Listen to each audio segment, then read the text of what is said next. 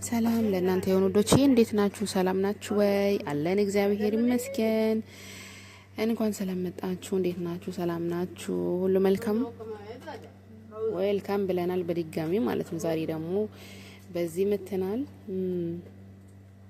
ዛሬ ምን ላወራችሁ ነበር የፈለኩት ዩቲዩብ እንዴት ጀመርኩ የሚለውን ትንሽ ነገር አጋራችኋለሁ ማለት ነው። እና አንዳንድ ነገሮችንም ነግራችኋለሁ በዛው መሀል ማለት ነው። እና ተከታተሉኝ።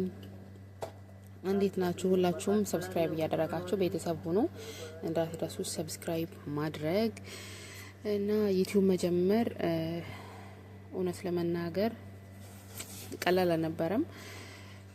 ብዙ ፍርሃት ነበረብኝ። ብዙ ጊዜ አቁሜያለሁ። ብዙ ጊዜም እንደገና ጀምሬያለሁ። የጀመርኩ እያቆምኩ ማለት ነው። እናም ዛሬ ግን ሙሉ ጊዜ ከመጀመሪያ ሀሳብ እስከ መጨረሻው ያለውን ቦታ ከልብ ላካፍላችሁ ነው።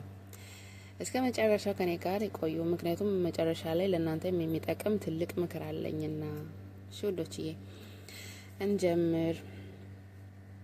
እውነቱን ልንገራችሁ፣ የዩቲዩብ ፍላጎት ውስጤ የገባው ከብዙ አመታት በፊት ነበረ። የተለያዩ ዩቲዩበሮችን እከታተላለሁ ነበረ። ከሁሉም በላይ ደግሞ አቤል ብርሃኑ በጣም ወደው ነበር። ምክንያቱም የሚያሳያቸው ነገሮች የሚሰራቸው በዜናውም ይሆናል በትራቭል ቪዲዮዎቹ ላይ የተለያዩ መረጃም ሲያቀርብልን በጣም ኢንስፓየር ሆናለሁ በሱ ማለት ነው፣ በአቤል ብርሃኑና ወደ ዩቲዩብ የገፋፋኝ እውነት ለመናገር የኔ ሞዴል የምለው አቤል ብርሃኑ ነው እውነት ለመናገር ማለት ነው። እና የይዘቱ አቀራረብ በጣም ይማርከኝ ነበረ እሱ እና ከሌሎቹ ብዙ ዩቲዩበሮች ጋር የተመለከትኩትን ብዙ እኔም ብሞክርም ምን ይመስል ይሆን የሚለው ፍላጎት እያደገ ያመጣው ከነሱ ነው ማለት ነው። እሱና የተለያዩ ዩቲዩበሮች ስፔሻሊ ግን እሱ ማለት ነው። ለኔ ግን የተለያዩ ዩቲዩበሮችንም አያለው እና ያ ፍላጎት ግን ለረጅም ጊዜ ፍላጎት ብቻ ሆኖ ቀረ። ከአመታት በፊት ካሜራ ገዝቼ ነበረ፣ ስታንድ ገዝቼ ነበረ ምናምን ማለት ነው። እግዚአብሔር እውነት ለመናገርና ግን ያ ሁላ ከአመት ተቆጠረ፣ ምንም አልሰራውበትም፣ አልጀመርኩበትም ነበረ። ሁል ጊዜም የሚያግደኝ አንድ ነገር ነበረ። እሱ ምንድነው? ፍርሃት። ሰዎች ምን ይሉኛል፣ ካሜራ ፊት ለፊት እንዴት ልናገር የሚለው ማለት ነው። ድምጼ እንዴት ይሰማል ለእናንተ? ድምጼ እንዴት ሆኖ ነው የሚሰማችሁ የሚል ጥያቄዎች ለራሴን ወደ ኋላ ይጎትቱ ነበረ ማለት ነው። ግን አንድ ቀን ደረሰና ጊዜው አሁን እንደሆነ የተሰማኝ ቀን ውሳኔ ላይ ደረስኩ። ፍጹም እስካሁን መጠበቅ ካቆምኩ በጭራሽ አልጀምርም ነበረ እውነት ለመናገር ማለት ነው። ስለዚህ በመጨረሻም ከአመታት ጥበቃ በኋላ ጀመርኩት። የመጀመሪያ ቪዲዮ በጣም ቀላል ነበረ። መጀመሪያ ሲጀምረው ቪዲዮ በጣም ቀላል ነበረ። ያኔ ብዙ አመታትን ስለጠበቅኩ አሁን እንትን ስለው ምንም አልመሰለኝም። አሁን ስሰራው ማለት ነው ያኔ ወሰንኩኝ፣ ውሳኔ ያደረኩኝ እና በጣም ቪዲዮ በቀላል ነበረ። ወደ እንትን በስልኬ ነው መቅረጽ የጀመርኩት። ፕሮፌሽናል ካሜራም አልነበረኝም፣ ያለኝ የስልኬ ካሜራ ብቻ ነበረ። ትዝ ይለኛል ያን የመጀመሪያ ቪዲዮ ለመቅረጽ ከ10 ጊዜ በላይ ደጋግሜያለሁ። በጣም ያን ዩቲዩብ ገና ስጀምር ማለት ነው። በጣም እየደጋገምኩኝ አንዳንዴ ሳቅ ያመልጠኛል፣ አንዳንዴ ደግሞ ፍርሃት። በቃ ድምጼ ራሱ ለራሴ እንዴት ነው እንደዚህ አይነት ድምጽ የሚኖር እያልኩኝ እንትል ነበር ማለት ነው። ንግግሬ ትክክል አይመስለኝም፣ ፈገግታዬ ተፈጥሮ አይመስለኝም ነበረ። ግን በመጨረሻ በቃ ይኸው እውነተኛ እኔነቴ ነው ብዬ ወሰንኩና ለቀኩት። እና ቻናሌን ስከፍትም ያው የራሴ ስም ነው፣ በአቢጌል እንድታወቅ ስለምፈልግም አቢጌል አልኩት ማለት ነው። አቢጌል አልኩት ማለት ነውና ትልቅ እቅድ አልነበረኝም። ልክ የራሴን ታሪክ የራሴን ልምድ ማካፈል የፈለኩት ብቻ ነው። በራሴ ስም የራሴን ማንነት ባልፎ እንደነገርኳችሁ ስለራሴ ስላለኝ ነገር ሁሉ በዛ ነው መታወቅ የምፈልገው የራሴን ብራንድ ይዤ ማለት ነው። እና ዩቲዩብ አጀማመሬ በጣም በብዙ ፍርሃት ነበረ። እየጀመርኩ እያቆምኩ ነበር የጀመርኩት ማለት ነው። እና ስመርጥ በብዙ መከራ ነበር ዩቲዩበርም ስታንዶሎ የቆመው ማለት ነው። አሁንም ገና እየተንገዳገነ ነው። ብቻ ጥሩ ነው፣ ተመስገን ነው። ከማቆም ጀምር ያለው ከመጀመርም ደግሞ እየተራመድኩኝ ነው ያለሁትና ይሄ በራሴ ፕራውድ እንደሆን ያደርገኛል። በራሴ እንደኮራና ነገሮቹን ከፈለኩኝ ማድረግ እንደምችል አውቅ ያለው ማለት ነው። ዩቲዩብ በጣም ብዙ ነገር አስተምሮኛል እና እውነት ለመናገር ጉዞ ሁል ጊዜም ውብ አልነበረም። ብዙ ፈተናዎች ጊዜያት አጋጥሞኛል። የመጀመሪያ ፈተና ለወራት ትንሽ ተመልካች ብቻ ነበረ። አንዳንድ ቪዲዮዎችም ከ5 ሰዎች በላይ አይመለከቱትም። ተመልካች አልነበረውም። ባዶ ነበር ዩቲዩብ የሚሆነ ቪዲዮ ቢለቀቅም ሰው አይነበረውም ማለት ነው። እና ደግሞ ሁለተኛ ፈተና ራስን ከሌላ ዩቲዩብ ጋር ለምን የኔ እንደነሱ ቻናል እንደነሱ አላደገም ያልኩ ራሴን እየወቅስ ነበር። ለማለት እንዴት ነው ለምንድነው ቶሎ ማያድገው ለምንድነው እይታ ያሌለው ምናምን ያልኩኝ ሰው ራሴን ጥያቄ ጠይቀ ነበረ። ይሄም መጥፎ ልማድ ነው በነገራችሁ ላይ ማለት ነው። ሁሉም በጊዜው ይሆናል። ከራሴ እንትን ያልኩት ማለት ነው። ቆይቼን የተረዳሁት እኔ ራሱ ሁሉም በራሱ ውብ እንደሚሆን ሁሉም በራሱ ጊዜ እንዳለው ማለት ነው የተረዳውበት መንገድ ነው። የሌሎቹ ቻናል ለፍተው ነው የደረሱት። ያው እኛም ዛሬ ተመልካች ባይኖርም ነገ ተመልካች እንደሚኖር ተስፋ ማድረግ ይኖርብናል ማለት ነው። ሶስተኛው ፈተና ደግሞ ጊዜ አለማግኘት። ስራ ነበረኝ፣ የዛን ጊዜ ስራ ነበረ፣ ኃላፊነቶች ነበሩ እና ዩቲዩብን ለመስራት ብዙም ቀላል አልነበረም እና በነዛ ጊዜ ወቅቶች በነዛ ጊዜ አንድ ነበረ ለምን እንደጀመርኩ ማስታወስ። ገንዘብ ወይም ተወዳጅነት ፍለጋ አልነበረም፣ ታሪክን የማካፈል ፍቅር።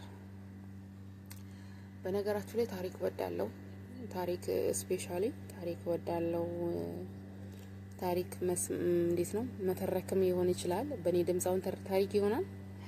ታሪክም ማውራት ሊሆን ይችላል። መስማትም ደስ የሚያሰኘኝ ነገር ነው እና ከዚህ በኋላ ትንሽ ነገሮች መለወጥ ጀመሩ። አንድ ቪዲዮ መታየት ጀመረ። ጥሩ ነው። አሁን ያለበት ሁኔታ ዩቲዩብ አሁን ያለበት ሁኔታ በጣም ጥሩ ነው እና ሁላችንም ብንሆን ያሰብነውን ነገር ከማሳካት ወደ ኋላ አንበል። እኔ ዩቲዩብ ለመጀመር ብዙ ጊዜ ፈጅቶብኛል። ካሜራም ስታንድ ምናምን ገዛዝቼ ቁጭ አድርጌ እሱንም ደግሞ ከአረብ ሀገር ተመልሼ ኢትዮጵያ ሄጄ ነበር ልሰራ ያሰብኩት። ግን ኢትዮጵያ ከገባው በኋላ የማይታሰብ ነገር ሆነ ማለት ነው። ከዛ እንደገና እሱን እዛው ትቼ ወደ ከኢትዮጵያ ወደ ዱባይ ተመለስኩ። ከዛን እዚህ ራሱ ብዙ ቆይቼ ነው ያ ፍላጎቴ ከውስጤ ሊጠፋ አልቻለም። የኔ ፍላጎት ዩቲዩበር መሆን ነው ብዬ ተነሳው ወደ ፈለኩበት ማለት ነው ወደ አላማዬ እና ስለዚህ ሁላችሁም የምትፈልጉት ነገር ካለ መስራት አለባችሁ። የምትፈልጉት ተሰጥኦ ሊሆን ይችላል፣ ምንም ነገር ይሆነ ትምህርትም ሊሆን ይችላል። የምትፈልጉትን ነገር ማድረግ እንዳለባችሁ ነው የሚሰማኝ ማለት ነው። እኔም እሱን ነገር ስላደረኩት ስለዚህ ሁላችሁም ቢሆን የምትፈልጉትን ነገር ከማድረግ ወደ ኋላ እንዳትሉ እና እናንተን ደግሞ የሚያግዛችሁ ነገር ልንገራችሁ ማለት ነውና የተወሰነ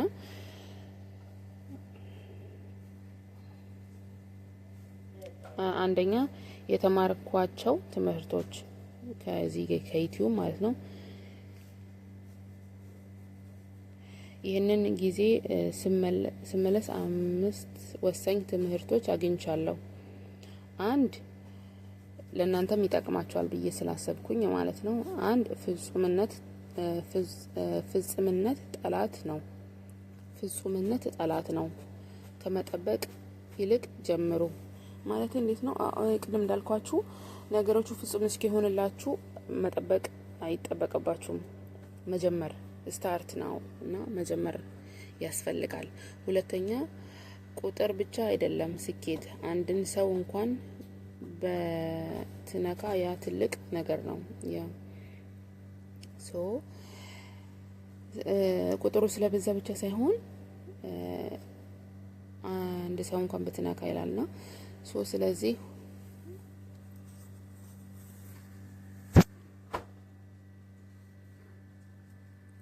መጀመር አለባችሁ ማለት ነው። ሶስተኛ ደግሞ ወጥነት ከተሰጦ በላይ ይረዳል። በጊዜው መስራት ውጤት ያመጣል። አንድ ነገር አሁን ስፔሻሊ እኔ እንትን የለኝም እላለሁ፣ ተሰጦ የለኝም ምናምን እላለሁ ማለት ነውና ግን ስላላገኘሁት ነው እንጂ ይኖራል ማለት ነው። አስተውዬ ራሴን ስላላየሁት ይኖራል ብዬ አስብ ነበረ እና